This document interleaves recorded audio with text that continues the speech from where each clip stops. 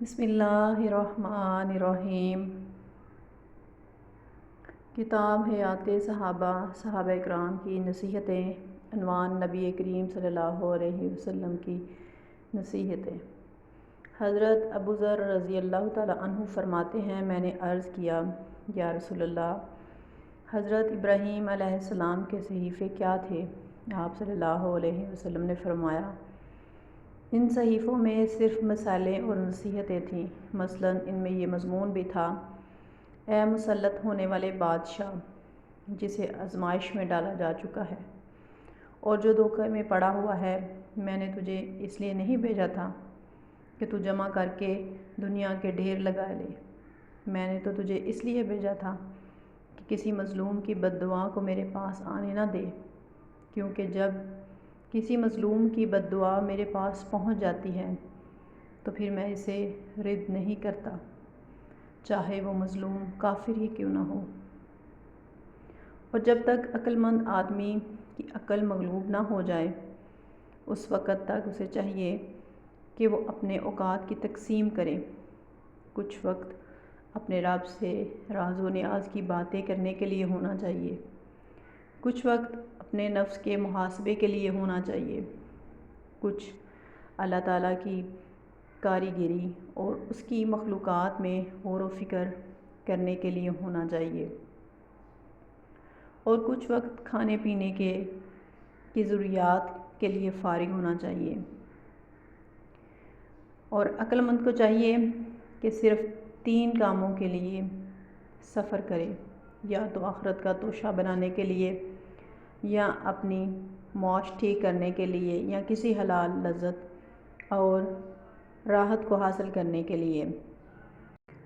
اور عقل مند کو چاہیے کہ وہ اپنے زمانے کے حالات پر نگاہ رکھے اور اپنی حالت کی طرف متوجہ رہے اور اپنی زبان کی حفاظت کرے، اور جو بھی اپنی گفتگو کا اپنے عمل سے محاسبہ کرے گا وہ کوئی بیکار بات نہیں کرے گا، بلکہ صرف مقصد کی بات کرے گا۔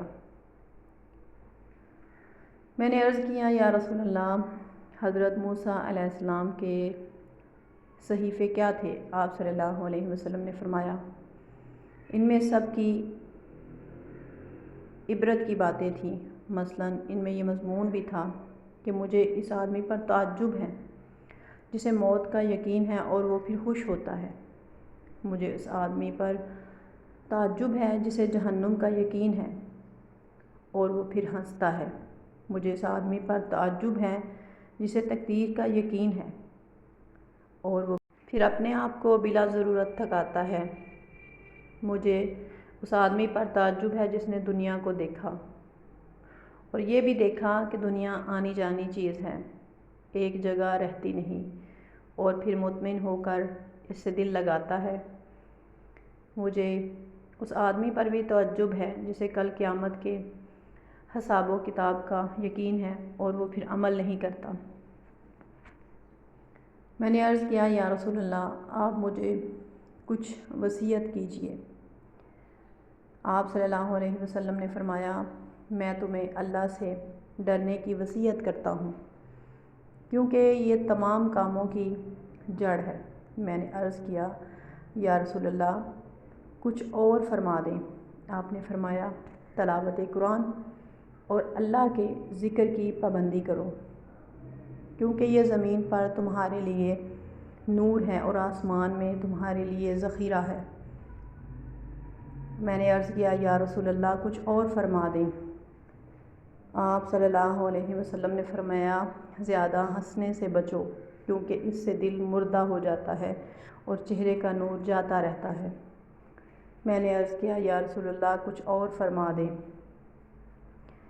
آپ نے فرمایا، جہاد کو لازم پکڑ لو، کیونکہ یہی میری امت کی رہبانیت ہے۔ میں نے عرض کیا، یا رسول اللہ، کچھ اور فرما دیں۔ آپ نے فرمایا، زیادہ دیر خاموش رہا کرو، کیونکہ اس سے شیطان دفع ہو جاتا ہے اور اس سے تمہیں دین کے کاموں میں مدد ملے گی۔ میں نے عرض کیا، یا رسول اللہ، مجھے کچھ اور فرما دیں۔ آپ نے فرمایا مسکینوں سے محبت رکھو اور ان کے ساتھ اٹھنا بیٹھنا رکھو۔ میں نے عرض کیا یا رسول اللہ کچھ اور فرما دیں۔ آپ نے فرمایا دنیاوی مال و دولت اور ساز و سامان میں ہمیشہ اپنے سے نیچے کو دیکھا کرو، اوپر والے کو مت دیکھا کرو، کیونکہ اس طرح کرنے سے تم اللہ کی دی ہوئی نعمتوں کو حقیر نہیں سمجھو گے۔ میں نے عرض کیا یا رسول اللہ کچھ اور فرما دیں۔ آپ نے فرمایا حق بات کہو چاہے وہ کڑوی کیوں نہ ہو۔ میں نے عرض کیا یا رسول اللہ کچھ اور فرما دیں۔ آپ نے فرمایا جب تمہیں اپنے عیب معلوم ہیں تو دوسروں کے عیب دیکھنے سے رک جاؤ، اور جو برے کام تم خود کرتے ہو ان کی وجہ سے دوسروں پر ناراض مت ہو۔